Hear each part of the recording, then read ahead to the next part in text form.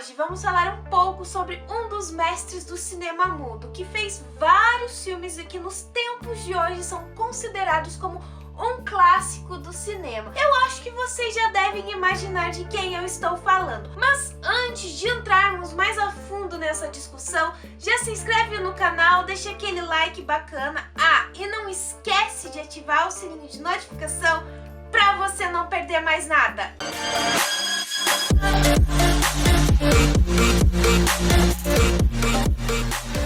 Charles Spencer Chaplin, mais conhecido como Charlie Chaplin, foi ator, diretor, compositor, produtor, roteirista e editor britânico. Nasceu em 1889 e era filho de um ator e uma cantora de musical hall, que era, vamos dizer assim, os teatros clássicos britânicos. Sendo o pai um alcoólatra inveterado e a mãe constantemente sendo internada por problemas mentais, Charlie Chaplin e o irmão 4 anos mais velhos viveram a maior parte de seu tempo em um orfanato, tendo que ser independente ainda criança e inspirado pela profissão dos pais. Ainda com 12 anos de idade, Chaplin já era membro de uma trupe de comediantes que atuava em Londres. Foi assim que aprendeu a sobreviver sem a presença da família, com pequenas atuações e trabalhos aleatórios. Em 1910, quando a trupe fazia uma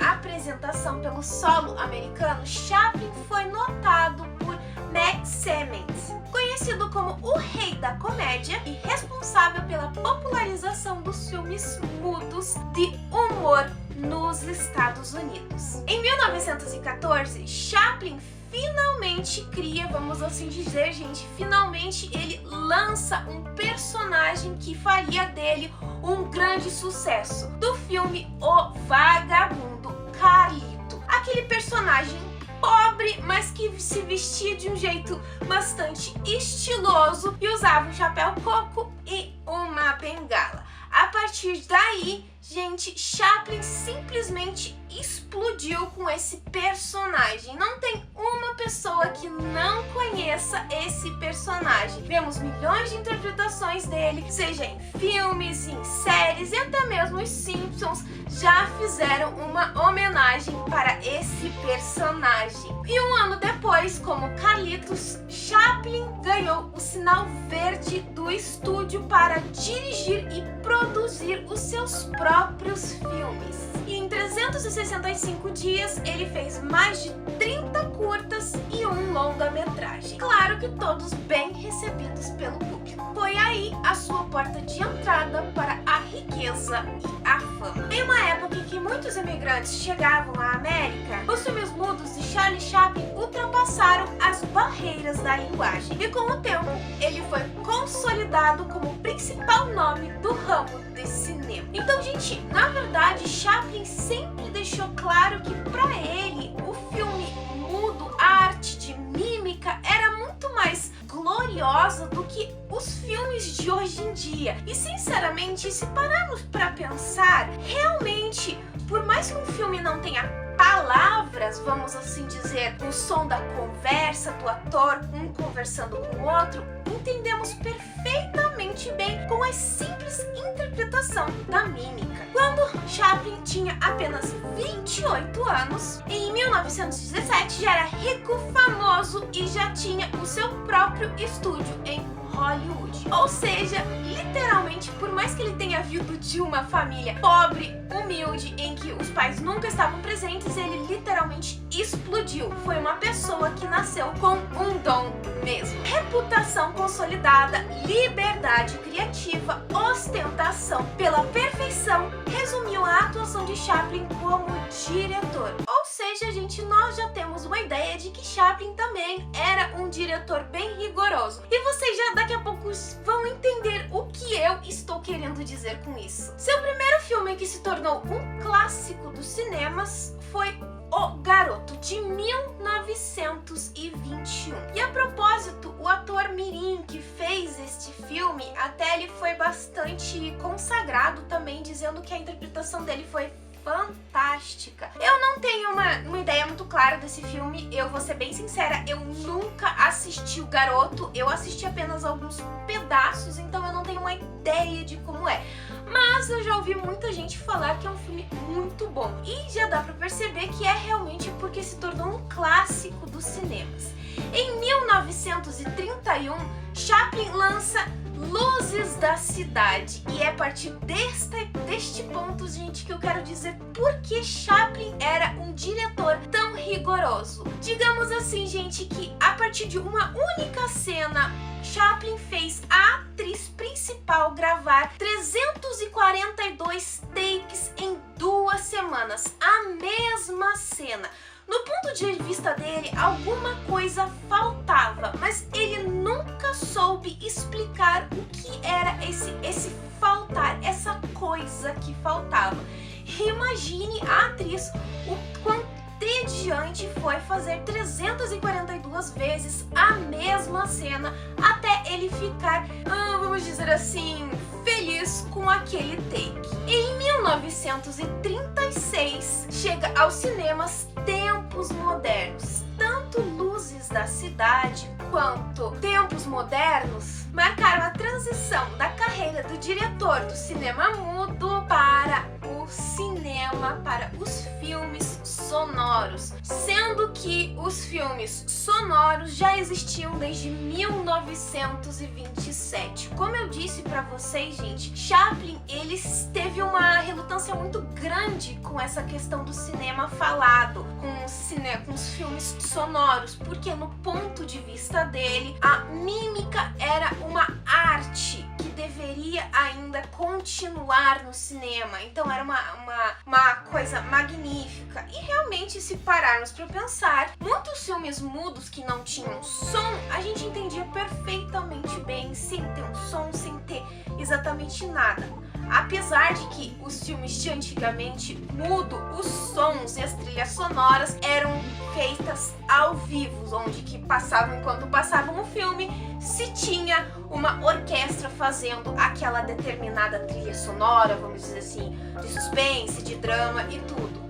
Mas com essa mudança, os sons entraram no filme e saiu essa arte que existia antigamente. E a propósito, esse filme Luzes da Cidade, ele é um filme que foi bastante consagrado e que até hoje, se vocês forem ver na novela que tá reprisando da Globo, Totalmente Demais, também fala sobre esse filme. E se vocês forem perceber, se você já viu, percebe-se que um dos personagens é o próprio vagabundo.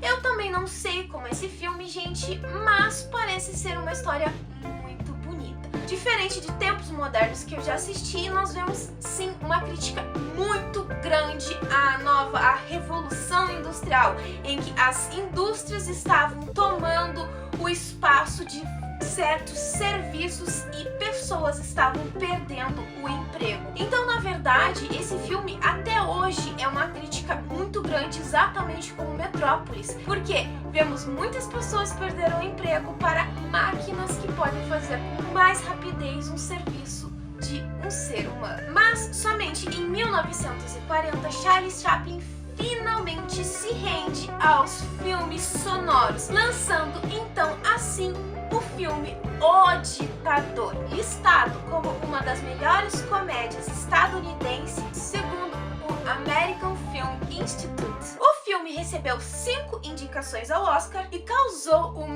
alvoroço social. Bom, quem já assistiu esse filme vai entender por que tem esse alvoroço todo. A sátira ao nazismo e ao fascismo em ascensão na época, especialmente através da figura de Adolf Hitler, levou o filme a ser censurado em vários países que eram simpatizantes do regime ditatorial. Ou seja, aqui no Brasil também foi censurado. Chaplin foi acusado pelo FBI de ser comunista por conta, do discurso final do filme. E depois, com o lançamento do filme Monsieur Verdux de 1947, considerado um filme de crítica ao capitalismo, acabou por ter seu visto revogado, exilando-se assim então na Suíça em 1950. 1952 e Chaplin naquela época já tinha 63 anos. O ator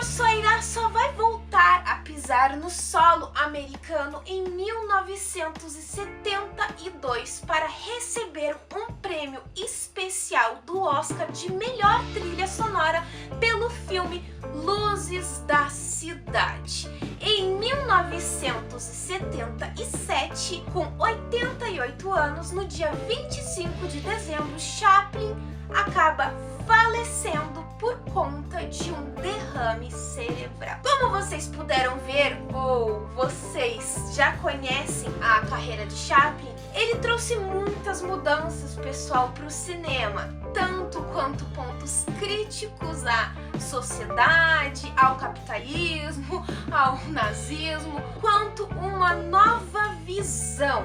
Por mais que ele tenha se negado a fazer durante anos, a ter um filme com sons e tudo, no final ele acabou lançando O Ditador, que foi considerado um clássico e até hoje as pessoas também relembram dele, principalmente o discurso final do filme, que é extremamente marcante. Eu sei que tem muito mais coisas sobre esse ator, muito mais sobre sua vida, mas a ideia é discutir um pouquinho nessa questão do cinema, gente. Há um passo a mais de mudança que Chaplin trouxe para os cinemas de hoje em dia. Por mais que não pareça, nós temos sim também um dedinho de Chaplin nessas mudanças que hoje em dia o cinema é. Bom, pessoal, eu vou ficando por aqui, mas antes de finalizar, eu vou deixar aquela perguntinha básica que eu sempre deixo no final do vídeo. Se você já assistiu algum filme de Charlie Chaplin, o que você achou desse filme? O que ele te marcou na sua vida? Comenta aqui embaixo ou me manda uma mensagem no meu Face, no meu Twitter, no meu e-mail. Todas as minhas redes vão estar aqui embaixo. Se você gostou desse vídeo, então já se inscreve no canal. É só apertar esse botãozinho vermelho que tá aqui embaixo. E se você não deixou o like no começo do vídeo, deixa agora.